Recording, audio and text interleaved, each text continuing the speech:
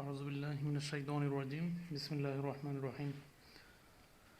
আজকে আমরা অষ্টম শ্রেণীর দ্বিতীয় অধ্যায় নিয়ে কাজ করব। আজকে আমাদের বিষয়বস্তু হচ্ছে মুনাফা। মুনাফা এর ইংরেজি হচ্ছে প্রফিট।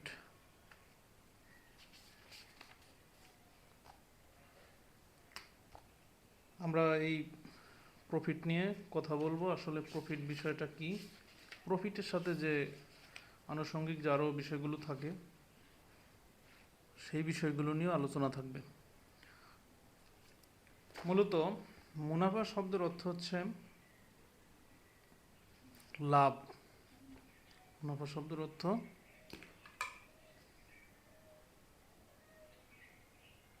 মুনাফা শব্দের অর্থ হচ্ছে লাভ বা লভ্যাংশ,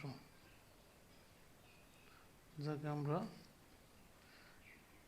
আয় দিয়ে প্রকাশ করে থাকি। আমি বিস্তারিত কথা বলবো এই বিষয়ের উপরে, যদিও কেন আয় হলো।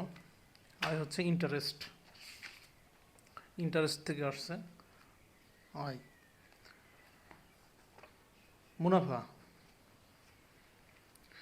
দৈনন্দিন জীবনে সবাই বেচাকেনা ও লেনদেনের সাথে জড়িত। কেউ শিল্প প্রতিষ্ঠানে অর্থ বিনিয়োগ করে। বিনিয়োগ কি? ইনভেস্টমেন্ট। অর্থাৎ আমি টাকা দিয়ে যদি টাকা উৎপাদন করতে চাই, তাহলে আমাকে টাকার একটা যথার্থ ব্যবহার করতে হবে। অর্থের, এখানে টাকা তো না, অর্থ। অর্থ দিয়ে যদি আমি অর্থকে প্রডিউস করতে চাই, প্রোডাকশন বাড়াতে চাই, তাহলে একটা সুনির্দিষ্ট নিয়ম নীতির মাধ্যমে সেই টাকাতে সেই অর্থটাকে বৃদ্ধি করতে হবে। বৃদ্ধি করার পর মূল অর্থ থেকে প্রবৃদ্ধি যে উদ্বৃত্ত যে অংশটুকু পাওয়া যায়, সেটাকেই আমরা বলে থাকি লাভ। বিনিয়োগ করে পণ্য উৎপাদন করেন। উৎপাদিত পণ্য বাজারের পাইকারদের নিকট বিক্রয় করা হয়। এখানে এই সাপ্লাই চেন ম্যানেজমেন্ট বিষয়টা বুঝতে হবে। অর্থাৎ প্রথমে উদ্যোক্তা যিনি, তিনি প্রোডাকশন করেন। প্রোডাকশন করার পরে এটা ডিলারশিপের মাধ্যমে খোলা বাজারে প্রথম ধাপ, অর্থাৎ পাইকার যাদেরকে আমরা বলি, পাইকারদের কাছে বিক্রি করা হয়। পাইকাররা এবার খুচরা বিক্রেতাদের কাছে আবার মাঠ পর্যায়ে এটা বিক্রি করে। মাঠ পর্যায়ে থেকে ভোক্তা সরাসরি গ্রহণ করে। অর্থাৎ এই যে মাঝখানে দুইটা ব্যক্তি থাকে,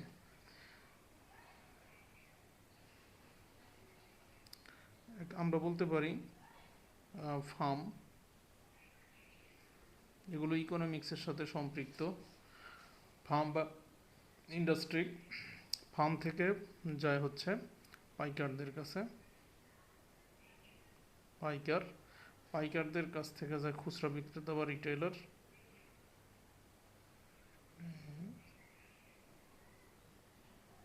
বা খুচরা বিক্রেতা। খুচরা বিক্রেতাদের কাছ থেকে যায় হচ্ছে ভোক্তা, কনজিউমার। এখানে এই ফার্ম থেকে মাঝখানে যে দুইজন ব্যক্তি আছে, অর্থাৎ পাইকার আর হচ্ছে রিটেলার, এই দুই ব্যক্তি একটা অংশ কি করবে, মাঝখান থেকে লাভ করবে। ফার্ম উদ্যোক্তা, ধরো যে এখানে উদ্যোক্তা যদি 3 টাকা দিয়ে একটা প্রোডাকশন করে, তার সমুদায় খরচ হলো 3 টাকা, ও 3 টাকা 75 পয়সা হচ্ছে বিক্রি করলো, তার 75 পয়সা পার পিস কি হলো, লাভ হলো। এবার এই পাইকার 3 টাকা 75 পয়সা দরে কেনার পর সে আবার তার যে খরচ আছে আনুষঙ্গিক সমস্ত কিছু হিসাব করে দেখলো, তার দাম পড়ে 4 টাকা। ও দাম 1 টাকা প্রতি পিসে আর বৃদ্ধি করে দিয়ে এই রিটেলারের কাছে বিক্রি করবে 5 টাকা।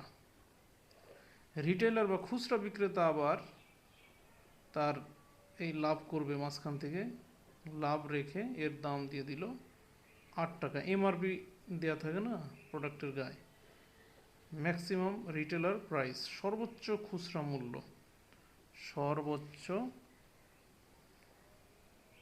খুচরা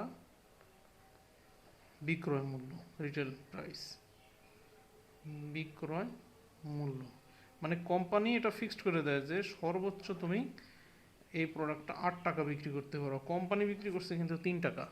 এই জন্য আমরা দেখি অনেক সময় যে পাইকারদের কাছ থেকে যদি আমরা সরাসরি মাল কিনতে পারি কোম্পানির প্রতিনিধির কাছ থেকে, তাহলে আমরা কম দামে পাই। আবার ডিলারের কাছ থেকে কিনলে আর একটু বেশি দাম দিয়ে কিনতে হয়। আর খুচরা বিক্রেতার কাছ থেকে কিনলে একেবারে, যেমন একটা কলমের কথাই ধরি, একটা কলম আমরা যদি কোম্পানির প্রতিনিধির কাছ থেকে কিনি তাহলে আমাদের দাম পড়বে সর্বোচ্চ 2 টাকা 50 পয়সা থেকে 2 টাকা 50 পয়সা থেকে 2 টাকা 80 পয়সা বা 3 টাকা ধরো। আর এটা যখন আমরা পাইকারদের কাছ থেকে নেব তখন ওরা আবার দাম নেবে 4 টাকা করে। যখন রিটেলের কাছ থেকে নেব তখন তারা আমাদের কাছ থেকে আবার দাম নেবে 5 টাকা করে। এই যে মাঝখানে হাত বদল হওয়ার কারণে এরা হচ্ছে ব্যবসায়ী, একটা বড় ব্যবসায়ী, একটা খুচরা ব্যবসায়ী, এরা এখান থেকে একটা অংশ ভোক্তাদের কাছ থেকে নেয়। আরেকটা বিষয় জানিয়ে রাখি, এখানে যত ধরনের এসসি অর্থাৎ শুল্ক, সাপ্লিমেন্টারি কস্ট, আবগারি শুল্ক, সম্পূরক শুল্ক, যত ধরনের শুল্ক আছে এই শুল্ক আরোপ করা হয় কিন্তু ফার্ম উৎপাদন করার পরে। ফার্মের যে খরচ আছে তার সাথে অন্যান্য আনুষঙ্গিক সরকারি খরচ যোগ করে তারপর এটা মূল্য নির্ধারণ করা হয়। এবং পাইকার, রিটেলার সবাই এই যে মাঝখানে যারা টাকাগুলো পকেটে নিচ্ছে সব টাকা যাবে কার কাছ থেকে? ভোক্তার কাছ থেকে বা কনজিউমারের কাছ থেকে।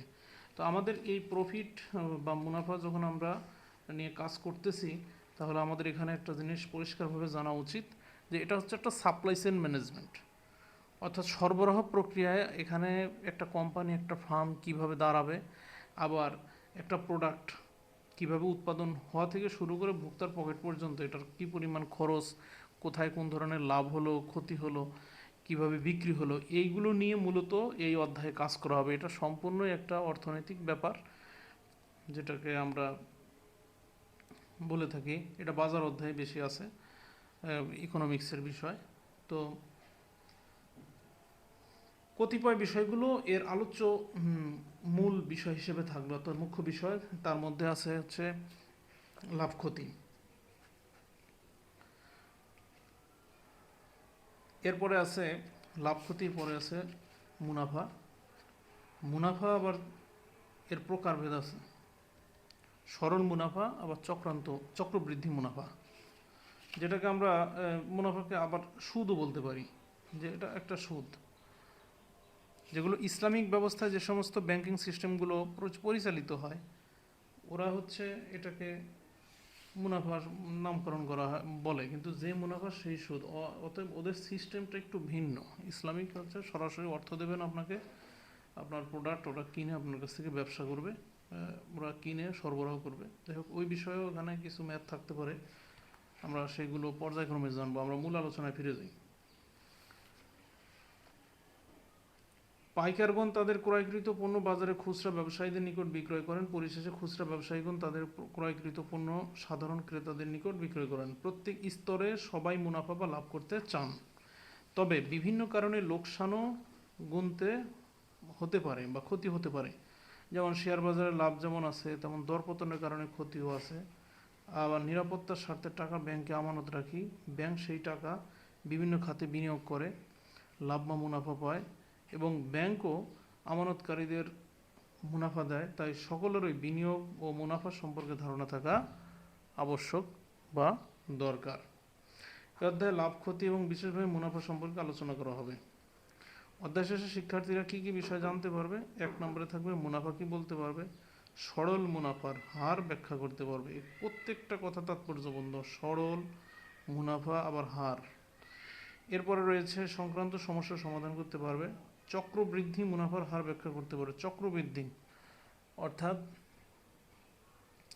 সরল হচ্ছে একটা সম্পদের বা একটা অর্থের বাৎসরিক যে মুনাফা হয় সেটা, আর চক্রবৃদ্ধি হচ্ছে ওই মুনাফা আসলের, অর্থাৎ সবৃদ্ধি মূলধন। আমি প্রত্যেকটা কথা ব্যাখ্যা করব, এই কথাগুলো একটু ভিন্ন গতির। অর্থাৎ এখানে চক্রবৃদ্ধি বলতে যেটা বোঝায় সেটা হচ্ছে যে আসল প্লাস সুদ,